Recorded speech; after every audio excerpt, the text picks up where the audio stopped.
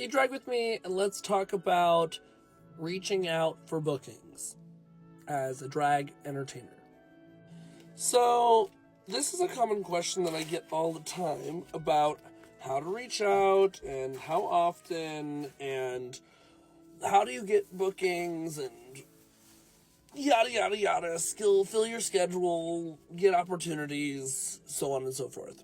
I'm here to tell you right now that if you have a mentality in this industry that things are going to be handed to you, you will be sadly mistaken, okay? People aren't going to be knocking down your door to give you booking opportunities. At least not at first. And even when you are getting booking opportunities as a more experienced entertainer, the work should never stop for you to reach out. The other thing that I want to say is that if you have the mentality that you're too big and you're too good to reach out for a booking, or you have a management company and so you're like, well, they'll handle everything, I think that's a poor choice. I'm going to be the first one to say it. And that if you can't self-manage while having a management company work for you, you'll find a lesser amount of success. Sorry.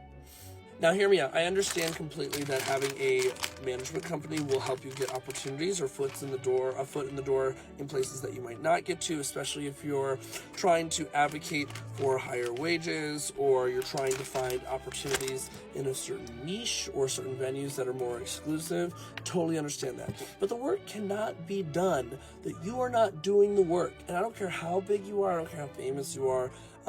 If you want to work, if you want to make money, and you want to have gigs, either create them for yourself or continue to reach out. I don't care how big you think that you are.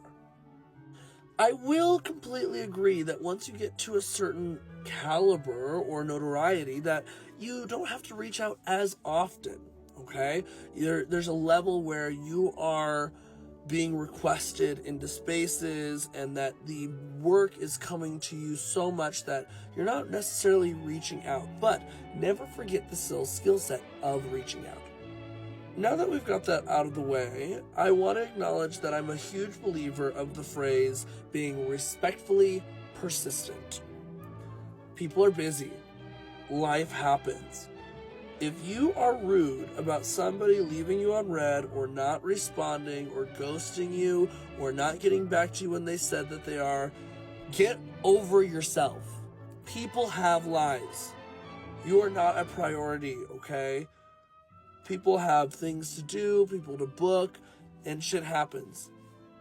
Just as I have that mentality, I do strongly believe that if you are somebody with booking abilities and someone's reaching out to you, you deserve to give them some kind of explanation or some kind of response, even if it's as simple as, I'm not taking bookings right now, or I'm not interested, or I don't think that this is going to work out, or I don't have any availability. Something. I'm not saying you to go the extra mile, but giving a response is just a courteous thing to do. And I get sometimes it doesn't happen, but life happens. You can't hold that against a person and say, well, they never got back to me.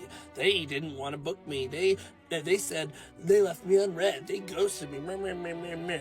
The respectful, persistent part comes into play where you recognize life and shit happens.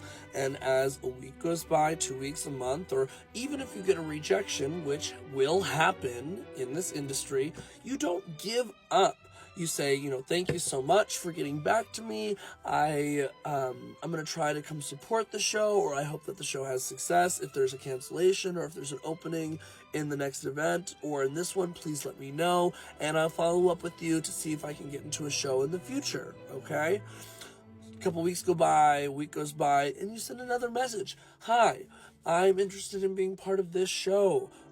This is who I am. This is what I bring to the table. I'm definitely interested in getting my name out there or showing you what I can do. All acceptable things to say. I can tell you right now, the person that goes and says, you need to book me, you need to put me in my show, you don't book enough different people, I can be something different, or just give me a chance. Those are the people that won't get booked. Point blank simple.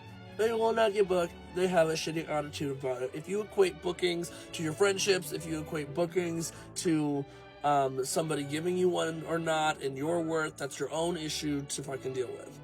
I do think that you will have more success going in with research, okay? And what I struggle with is, as someone who produces a lot of shows every month, I get a lot of people that are like, hey, I'd love to be in just any of your shows. And I'm like, okay, well, where do you feel like your skill set would lie best? And like, well, just put me in anything. And I'm like, no, that's not gonna work. I host varieties of different styles and types of shows, okay? And so what I would recommend is, if you're reaching out to a producer, a host, a venue, that you not only introduce yourself as though this person has never met you, because you should always almost assume that these people that you're reaching out to don't know who you are. Okay, never assume everybody knows who you are, but you should be like, hi, my name is Jessica Lahore. I'm a drag queen here in Denver, Colorado, and I noticed that you have a show at this venue on these days of the weeks at this time, and I believe my skill set fits into this. Here is my link to my Instagram. I'm happy to provide you photos and videos of performances or looks, and I look forward to hearing from you. I hope that we can work together on something. And I would even argue that if I was a new entertainer to a drag scene, or if we had never met before, one of the things that I commonly add in, and many people will probably disagree with me on this, is I'm not necessarily looking for financial compensation. However, financial compensation does allow me to invest back into my art, allow me to provide transportation to and from the event, and it does help, you know, pay me for my time and my talents if you're able to provide it. However, I would love a paid booking spot. Sometimes there are shows that you can throw yourself into that have more value to get you that first in and say, let me show you what I can do this one time. Can I come and do a pop-up number for you? Can I come and do that? And some producers will take advantage of this, so be mindful. Some producers take advantage of those pop-up numbers, and they will never pay you, and you'll be doing pop-ups for them over and over and over again.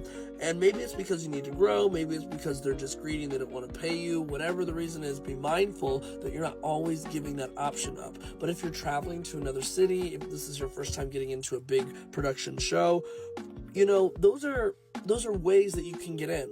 I always tell one of my favorite stories is that my first Drag Nation, and Drag Nation is what we always say, the biggest show in the country. Huge production, the elites perform in it, and I got a lot of shit when I first got into the show, and it's because I planned. I asked in February via email to be in a show in June, which was several months away, and I listed a bullet point list of 10 things about what I was going to bring to the show, my professionalism aspect, how I was able and capable of providing what was needed, what I was going to do, my ideas that I had, and I was told from that manager at the time, that they had never ever received an email or somebody reaching out to do a show like that ever in their life, and that's what impressed them, because I went at it in a business approach rather than a pick me approach, and they gave me a chance. And from that moment, I became a regular cast member every single month, and more times than not, that's happened for me, that I will show up, show out, do the theme, I bring all my professionalism aspect, I bring people to support, I promote the event, I bring great looks, and then I become part of the cast.